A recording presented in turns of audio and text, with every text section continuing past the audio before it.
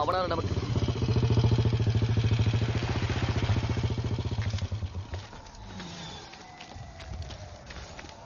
பரவாயில்லையே, இந்த இடமே பார்க்க ஜகஜோதியா இருக்கு.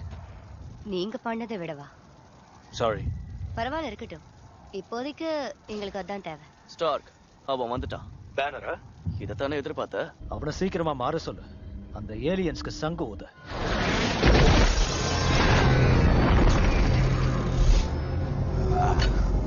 சொல்றத ஒரு தடவை நல்லா யோசிச்சு சொல்லுங்க ஸ்டார்.